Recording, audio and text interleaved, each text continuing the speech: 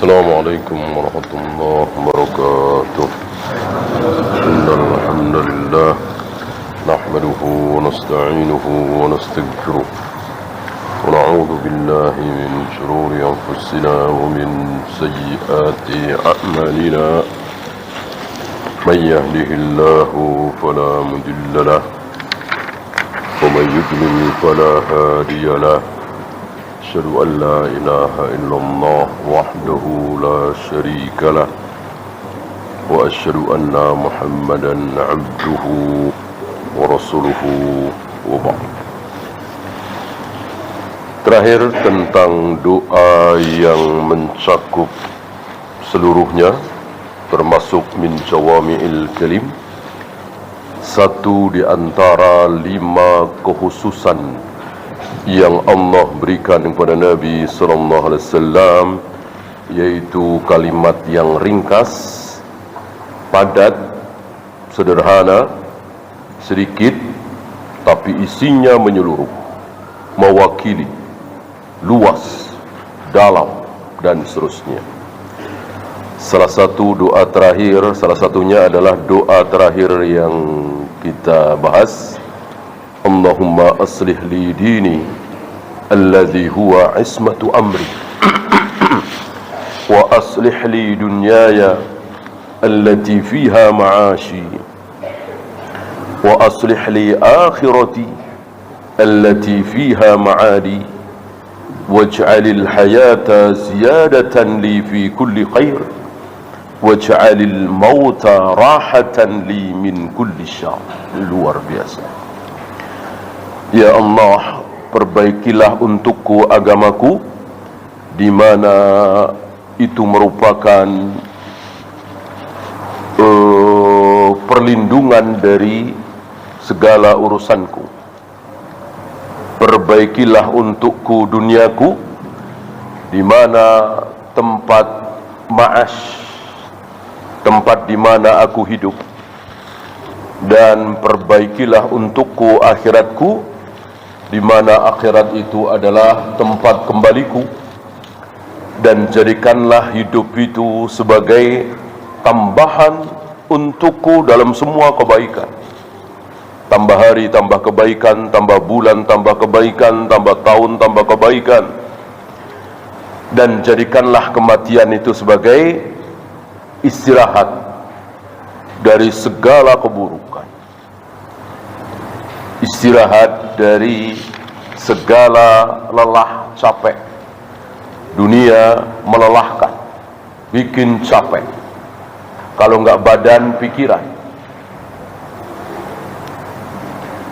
Si fulan untuk mendapatkan 100.000, 200.000 sehari, capek, lelah, ngangkat ini, ngangkat itu.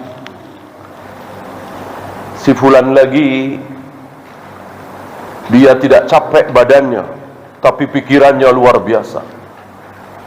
Dia harus jawab pertanyaan begini, dia harus hadapi klien yang marah-marah begini, dan seterusnya. Itulah dunia yang selama ini kita kejar-kejar, yang selama ini kita nomor satukan. Ketika mati, diharapkan kita istirahat dari itu semua, berganti mendapatkan nikmat Allah, ridha Allah, bukan malah sebaliknya. Begitu mati, azab yang menimpa, innalillah. Ya, saya kira ini sudah kita bahas kemarin. Kita lanjut 1473. Hadis nomor 1473. Wa an Ali radhiyallahu anhu qala, dari Ali bin Abi Thalib, beliau berkata, qala li Rasulullah sallallahu alaihi wasallam, Rasulullah sallallahu alaihi wasallam memerintahkan aku untuk berdoa. Qul, wahai Ali, ucapkan dalam doamu, Allahumma hdini wasaddidni. Ya Allah, berikanlah hidayah kepadaku, dan saddid. Saddid yang dimaksud berada dalam kebenaran, tidak keliru, tidak salah. Hal yang sepele kadang kita salah, mestinya ditarik dulu, ini diputar dulu, akhirnya patah. Nah, ini tidak tasdid. Kita mohon kepada Allah jangan sampai seperti itu. Ini hal yang kecil, ya. Mestinya kita datang dulu baru ngomong, ini salah. Ngomong dulu, nelpon dulu baru datang misalnya, akhirnya dia tersinggung dan seterusnya. Kita memohon kepada Allah jangan sampai ini terjadi. Ini makna yang terkandung dari wasaddidni. Jadi dibimbing terus oleh Allah agar kita selalu dalam kebenaran, tidak keliru, tidak salah langkah. Banyak dari kita salah langkah. Ini mungkin tidak ada ilmunya, tidak kita dapati di sekolahan, ya, karena betul-betul mengikuti bimbingan Allah. Maka berapa banyak orang pintar, profesor, doktor, berpengalaman, tapi kadang keliru dalam hal-hal sepele. Kenapa? Karena tidak dibimbing oleh Allah. Kalau kita dibimbing oleh Allah, insya Allah. Nah, ini yang terus Nabi memohon kepada Allah. Selain memohon hidayah, petunjuk dari Allah, juga memohon supaya langkah kita dituntun, supaya berada dalam kebenaran. Sekecil apapun masalah itu, apalagi masalah besar, apalagi masalah kehidupan, apalagi masalah ibadah kita, akhirat kita, ya.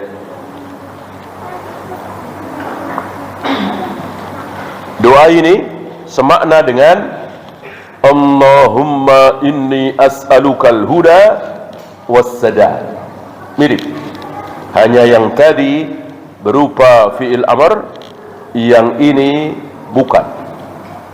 Huda dan sadad menjadi masdar, ya. Kalau ini kan fi'il amr, hada yahdi ihdi, saddada yusaddidu saddid. Berikanlah petunjuk kepadaku, benarkanlah urusanku, gitu kira-kira. Adapun yang kedua, ya Allah aku memohon kepada Engkau al-huda dan as-sadad. Maksudnya sama, petunjuk dan langkah yang benar. Yang satu dengan fi'il amr, yang satu dengan masdar. Dari sini keluar hukum bahwa dalam berdoa boleh berbeda, asal maksud sama.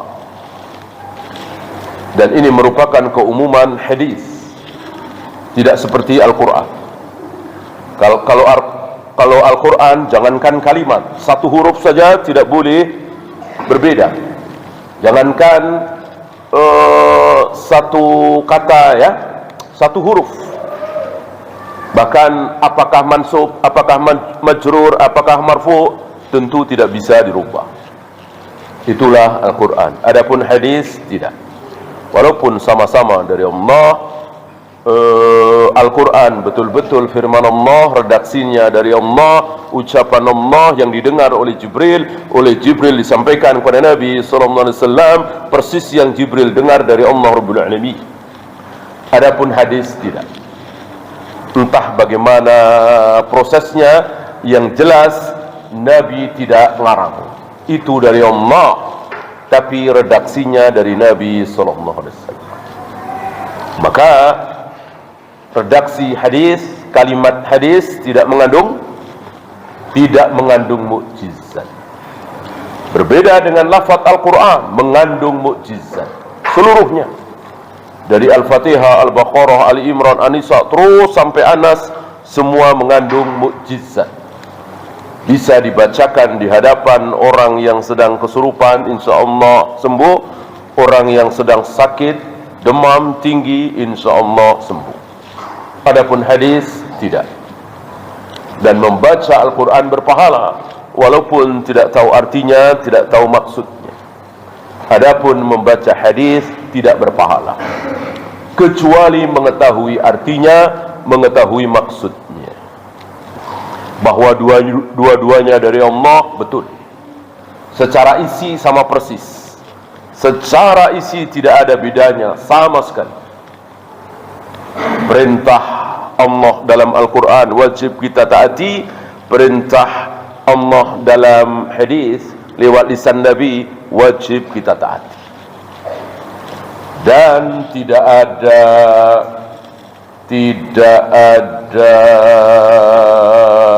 prioritas, ya. Kalau hadis kita taati, kalau ayat lebih kita taati, betul? Salah.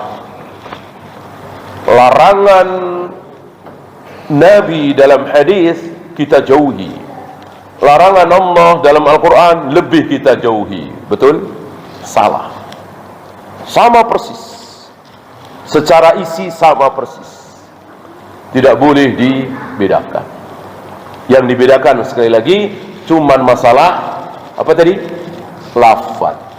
Cuman lafaznya saja, isi sama persis.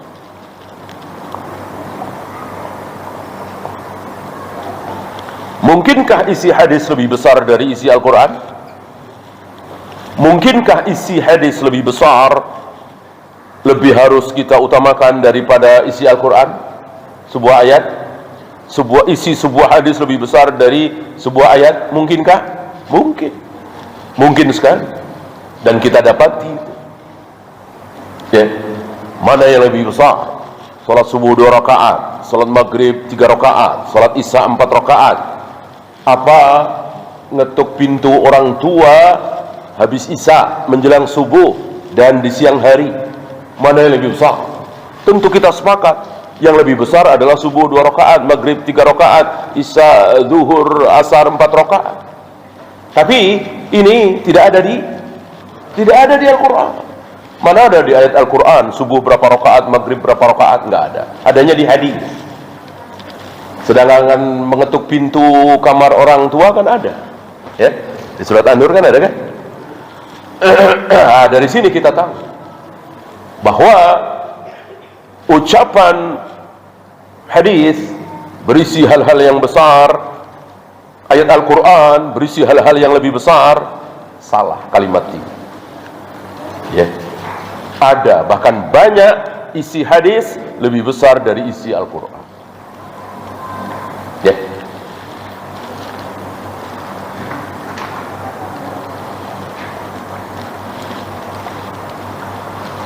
Rawahu Muslim. Fiqhul hadis hanya ada 2 di sini.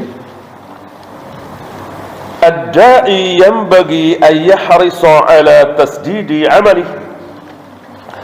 Orang yang berdoa itu selayaknya dia ingin sekali dalam doanya itu memperbaiki amalnya, membaguskan amalnya. Jangan sampai kita berdoa untuk minta ini, minta itu, minta ini, minta itu, sementara amal yang selama ini kita lakukan ternyata salah. Sebagaimana yang kita lihat hari ini, berapa banyak saudara-saudara kita kaum muslimin yang minta ini, minta itu, sementara mereka tidak sadar bahwa selama ini sholatnya penuh dengan bid'ah, puasanya penuh dengan bid'ah, zikir wiridnya penuh dengan bid'ah, banyak kesalahan dalam amalnya. Mestinya itu yang lebih kita perhatikan.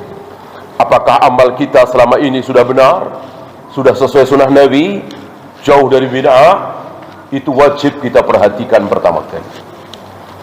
Jangan kemudian nambah ini, nambah itu, nambah ini, nambah itu, sementara justru amal yang selama ini kita lakukan banyak kesalahan. Ya. Apa istilahnya ra'sul mal. Sebagaimana Ali bin Abi Thalib tidak tertarik untuk menambah daerah jajahan.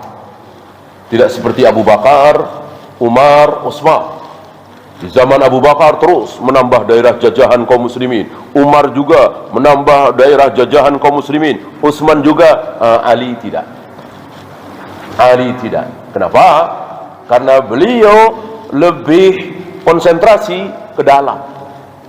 Karena di dalam ini sedang ada borok, di dalam ini sedang ada penyakit, di dalam ini sedang ada sesuatu yang harus diperbaiki, yaitu munculnya kelompok Khawarij. Ya.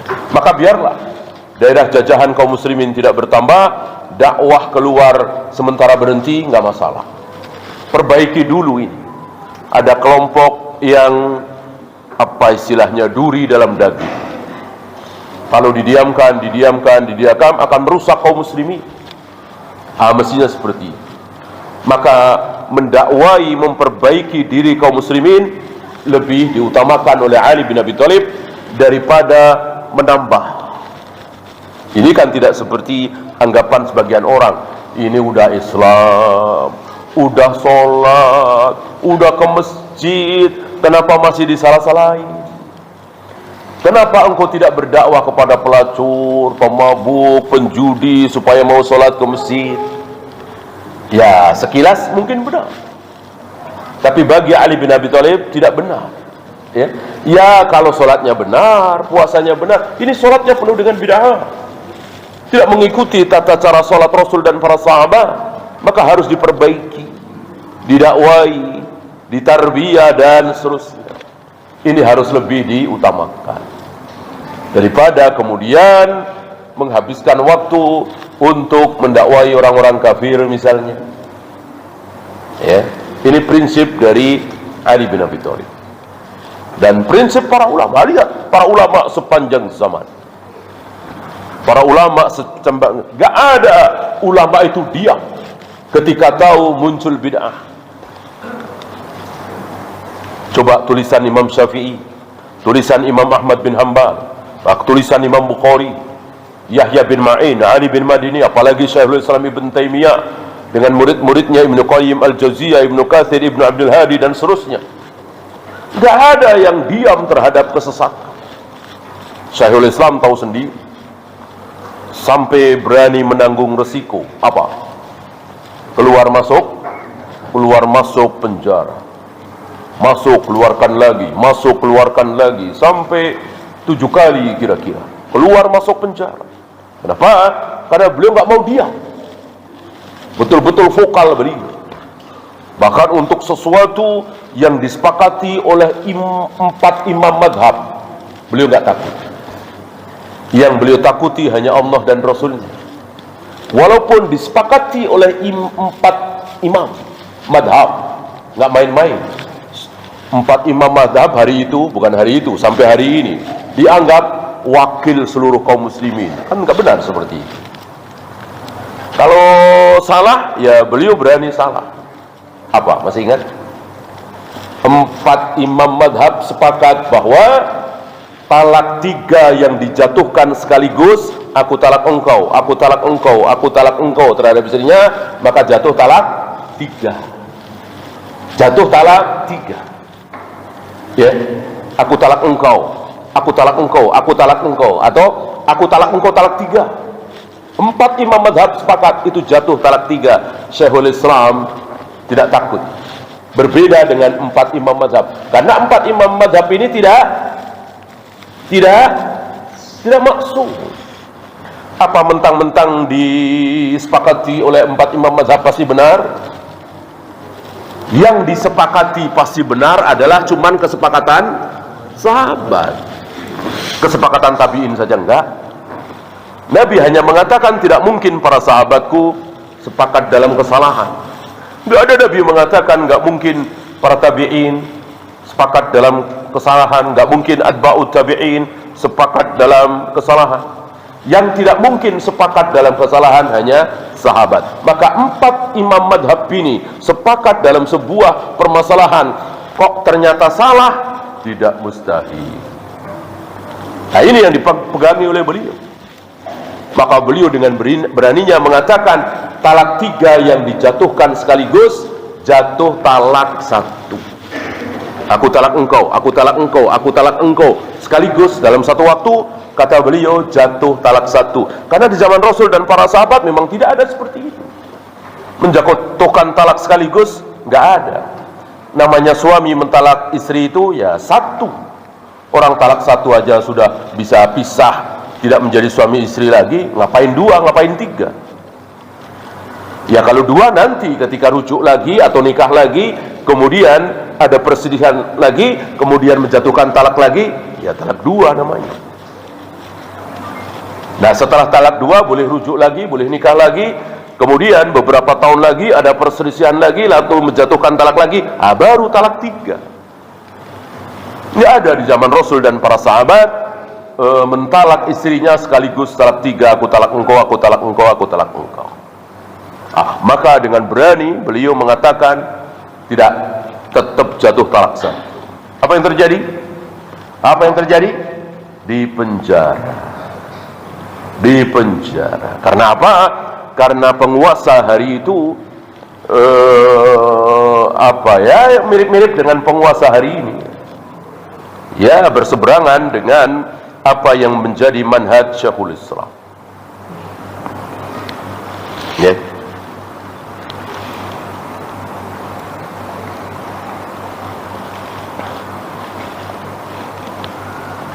Wa taqwimihi biluzumi sunnati wa ikhlasin niyah, dan juga terus istiqomah berada di dalam sunnah dan ikhlas. Syarat diterimanya ibadah. Syarat diterimanya ibadah ada berapa? Ada dua. Benar, yaitu mengikuti sunnah Nabi sallallahu alaihi wasallam yang diikuti oleh para sahabat. Yang kedua, ikhlas. Dua-duanya harus ada. Ibadah kita persis seperti cara Nabi, tapi kita riya, pamer, ingin dipuji, ingin disanjung, maka Allah tidak terima. Atau sebaliknya, kita ikhlas karena Allah sambil menangis ibadah di dalam kamar, tetapi caranya tidak mengikuti contoh dari Nabi sallallahu alaihi wasallam, sama Allah juga tidak terima. Dua-duanya harus ada. Ikhlas karena Allah dan caranya mengikuti Rasulullah sallallahu alaihi wasallam. Yang kedua atau yang terakhir, hanya ada dua. Yang bagi 'alal 'abdi al-isti'anatu billahi fi jami'i umuri. Wajib bagi seorang hamba selalu memohon pertolongan kepada Allah dalam segala urusannya. Oh, kalau yang ini nggak perlu berdoa nih, ini saya ahlinya nih, saya sambil merem aja bisa, lalu tidak berdoa kepada Allah, ini sombong. Ya, berapa banyak kecelakaan, berapa banyak kebinasaan justru diawali oleh kebiasaan yang sudah bertahun-tahun, lalu dia menyepelekan, akhirnya nabrak, akhirnya jatuh pesawatnya, akhirnya kecelakaan karena menyepelekan. Karena sudah bertahun-tahun nggak masalah, ya. Sudah bertahun-tahun nggak pakai begini nggak masalah.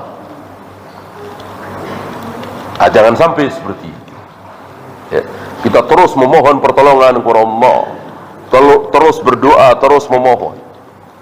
Walaupun tiap hari dia bawa bus dari Jakarta ke Surabaya, nggak ada apa-apa, sudah puluhan tahun, seolah tidak butuh dengan pertolongan Allah, penjagaan Allah. Jangan sampai seperti itu. Biasanya kan kita berdoa, mohon-mohon, bahkan konsentrasi untuk sesuatu yang kita lakukan pertama kali, atau kedua kali, atau ketiga kali. Kalau sudah puluhan kali, apalagi ratusan kali, seolah kita tidak butuh dengan pertolongan Allah, seolah kita sudah hafal luar kepala, sambil merem, pasti jadi, pasti sukses. Ini hati-hati, jangan sampai seorang muslim seperti itu. Ini sebuah kesombongan. Ya bayangkan, menyambung tali sendal. Siapa yang nggak bisa menyambung tali sendal? Ada tali disambung. Anak SD juga bisa kan? Jangan mentang-mentang mudah menyambung tali sendal. Kata Nabi, mohonlah kepada Allah Jika engkau menyambung tali sendal, mohonlah pertolongan kepada Allah. Maksudnya, ya Allah, berikanlah keberhasilan. Saya mau menyambung tali sendal. Gitu ya. Ya, kita lanjutkan 1474.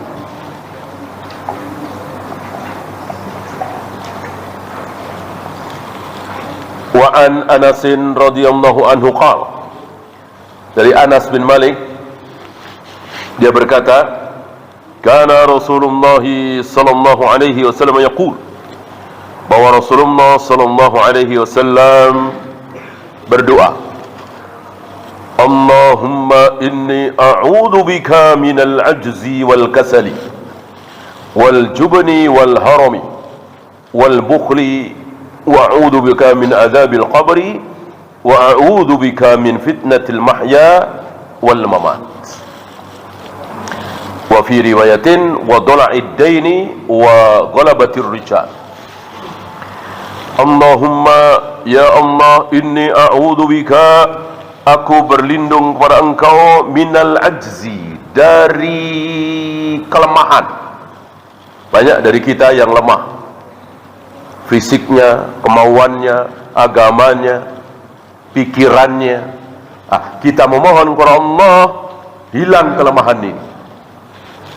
Maka mana yang lebih baik, muslim yang lemah apa muslim yang kuat? Kuat. Kuat hartanya, ekonominya, fisiknya, akalnya, kesabarannya. Ya. Hanya nanti mana yang lebih disukai, kuat hartanya, ekonominya, kuat fisiknya, apa kuat agamanya, apa kuat menahan hawa nafsunya.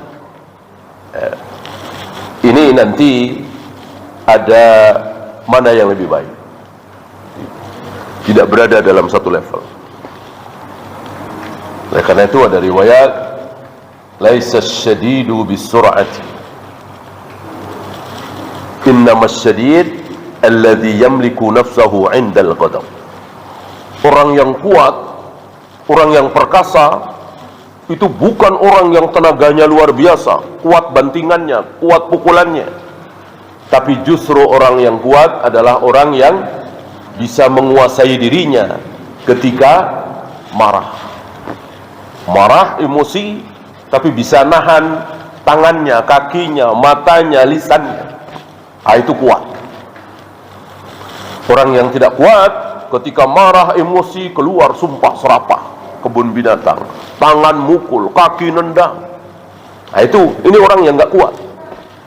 Walaupun dia bisa mengangkat bobot sekian puluh kilo misalnya, tapi di mata Allah ini orang lemah. Justru orang kuat adalah dia emosi, tapi dia bisa nahan. Padahal kalau dia mau lampiaskan bisa, orang ama istrinya, anaknya, ya, atau pembantunya, marah dengan pembantunya karena melakukan kesalahan besar, tapi tidak ada sumpah serapah, tidak mukul, tidak nendang. Kuat dia. Kecuali dia marah, emosi, tersinggung terhadap orang tua, mertua, atau atasannya, tentu dia tidak bisa melampiaskan. Ini yang bisa melampiaskan. Terhadap bawahannya, pembantunya, anaknya, istrinya, kan dia bisa melampiaskan, tapi dia tahan.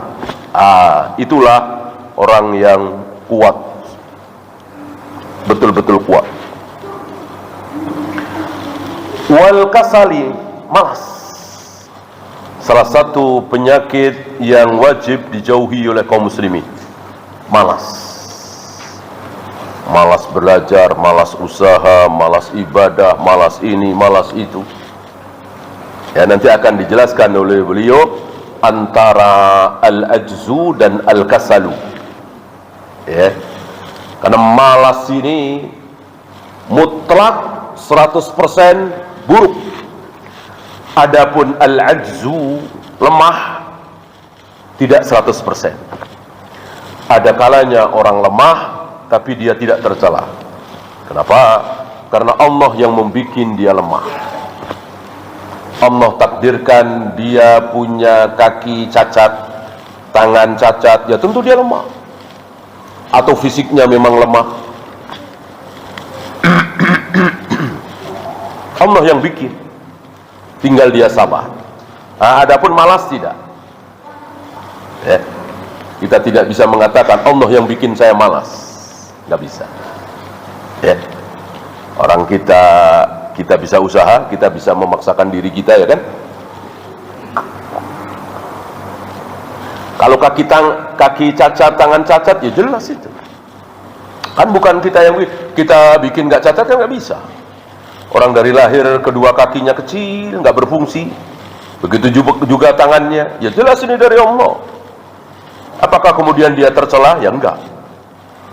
Kalau malas, walaupun tentu secara takdir kita sudah belajar takdir bahwa Allah yang menciptakan malas, rajin, pinter, bodoh, sabar, temperamen, itu semua kan ciptaan Allah.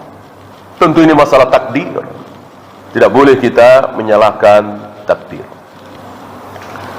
Wal jubni, rasa takut, ada arti lain selain takut, yaitu tidak ada keinginan untuk membantu. Nanti akan dijelaskan oleh beliau di fawaid. Wal harami, usia tua. Maka salah satu yang tidak, maksudnya pikun ya, salah satu yang tidak disukai oleh Nabi adalah ardalil umur, berada dalam usia pikun. Ya, bukan beliau tidak mau berumur panjang, bukan. Kalau berumur panjang beliau tidak mau dan itu buruk, mustahil beliau mendoakan umur panjang untuk Anas bin Malik. Beliau mendoakan 3 kebaikan untuk Anas bin Malik.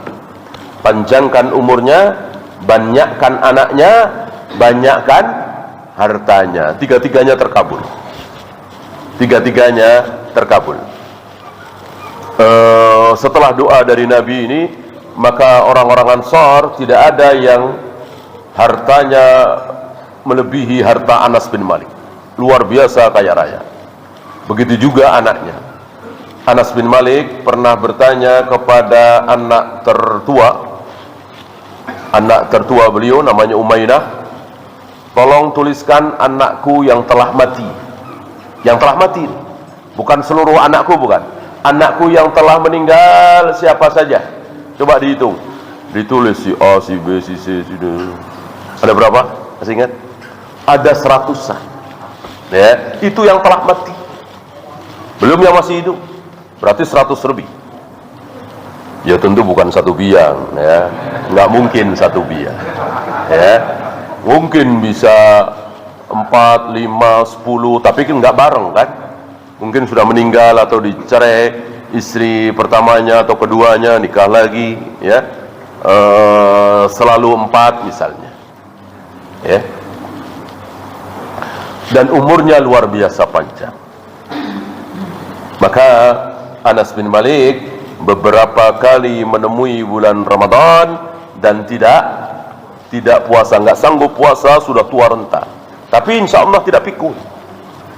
Yang beliau minta perlindungan di sini al-haram adalah pikun. Ya. Bukan usia tua.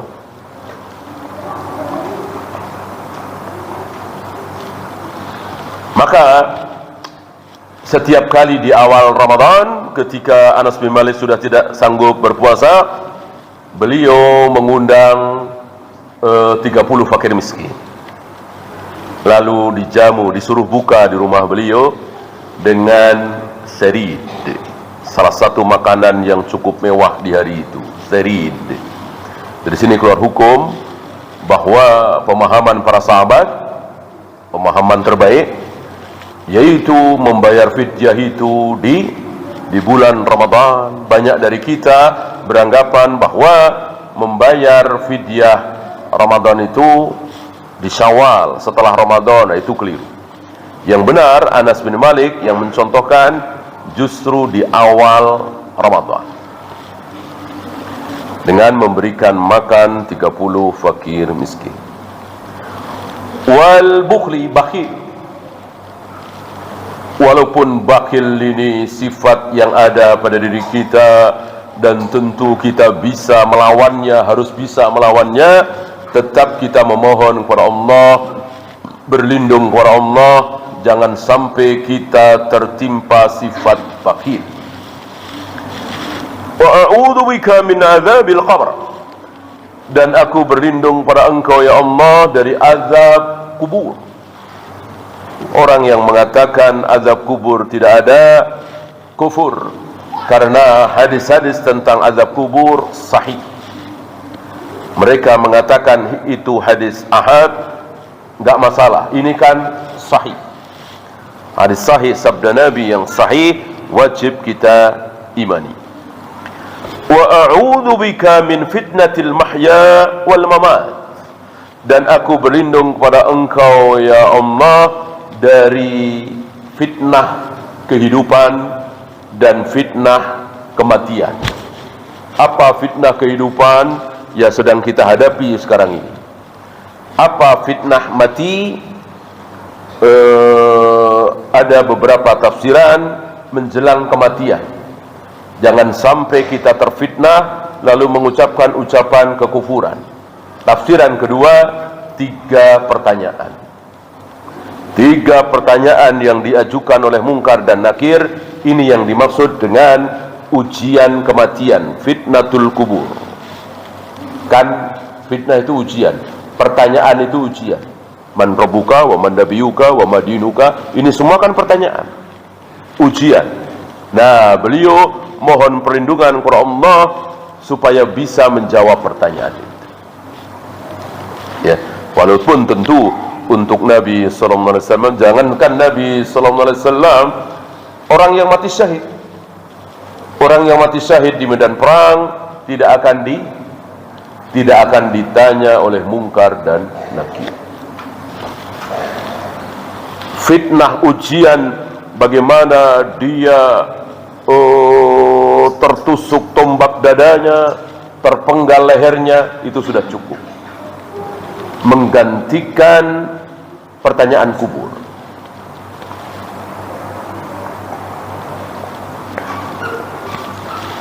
Wa fi riwayatin, di riwayat lain ada kalimat wa dila'id dain wa ghalabatir rijal, terlilit hutang dan dikuasai oleh orang. Orang yang terlilit hutang, dia dikuasai, tapi itu hak dia. Kalau ghalabatir rijal atau qahrir rijal, dia dikuasai oleh orang lain dan itu tidak berhak, itu batil. Ya, nanti akan dijelaskan oleh beliau. Rawahu Muslim, hadis ini sahih, riwayat Imam Muslim. Fiqhul hadis.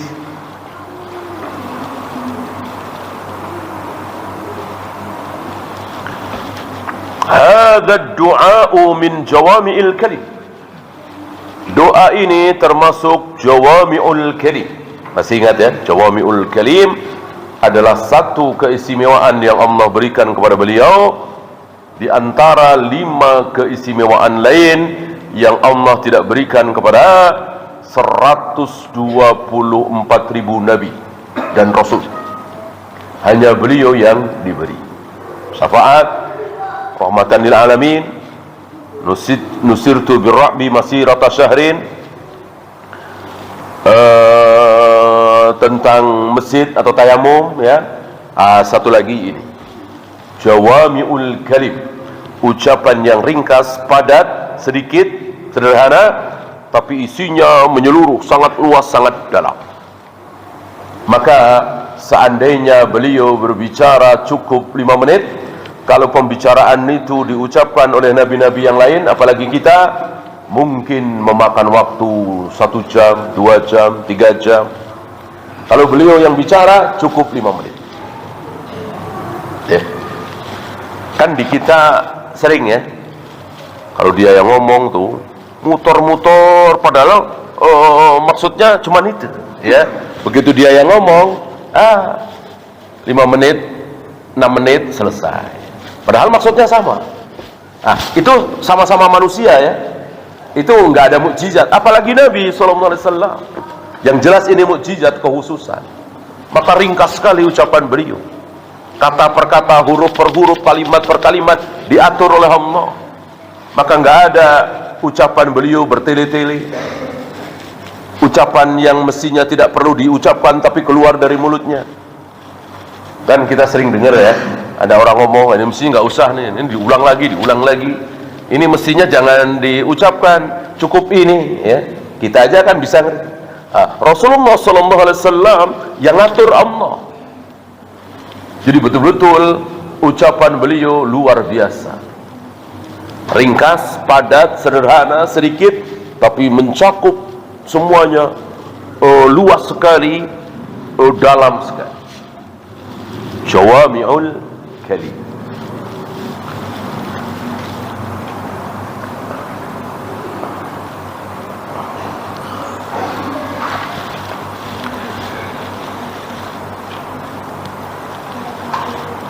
Kemudian beliau membahas tentang kelemahan ya, yang tidak disebut oleh Nabi tapi dengan sendirinya termaktub, yaitu kelemahan dalam nafsiyatun wa badaniyatun wa kharijiyatun ya. Kelemahan seseorang itu bisa dari jiwanya, mentalnya, bisa dari badannya, fisiknya, bisa dari luar, dari arah luar. Jadi sebetulnya dia tidak lemah, tapi ada sesuatu dari luar yang membuat dia lemah ya. Beliau katakan nafsiyatun wa badaniyatun wa kharijiyatun. Itu termaktub dalam satu sabda Nabi sallallahu alaihi wasallam, Allahumma inni a'udzubika minal ajzi wal kasali wal jubni wal harami wal bukhl. Luar biasa sabda Nabi alaihi salatu wassalam, min jawami'il kalim. Kalimat yang ringkas padat tapi isinya luas dan dalam. Al-ajzu wal kasalu qarinani. Ini dia ya. Lemah dan malas itu seolah seperti dua pasangan, dua teman ya, dua korin. Kenapa? Karena gara-gara dia malas bisa menyebabkan lemah ya. Malas olahraga, malas berlatih, akhirnya badannya lemah gitu. Karena malas belajar, malas berpikir, malas berlatih, akhirnya ya bodoh, nggak tahu apa-apa. Teman-temannya sudah bisa mengerjakan ini itu, soalnya dia nggak bisa, karena dia malas belajar ya. Kelihatan akibat buruknya. Bagaimana kalau malas ibadah, malas taat kepada Allah, malas ke masjid untuk sholat berjamaah, malas bangun malam, malas ini, malas itu. Nanti terasa.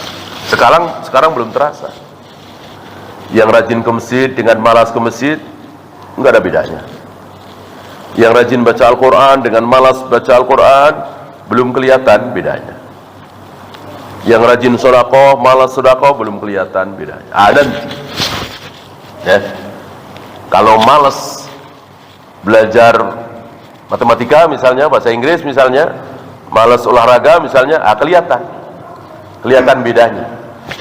Tapi malas sholat, malas baca Al-Quran, malas sedekah, malas ibadah, belum kelihatan bahayanya. Nanti akan kelihatan, dan setelah melihat sudah tidak ada gunanya lagi. Dia tahu dan tinggal menyesal.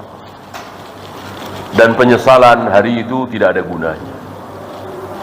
Betul-betul hanya menyesal saja. Ya. Wallahu a'lam. Ya, silakan azan dulu. Sallallahu ala Muhammadin sallallahu alaihi wasallam. Wa akhiru da'wana alhamdulillahi rabbil alamin.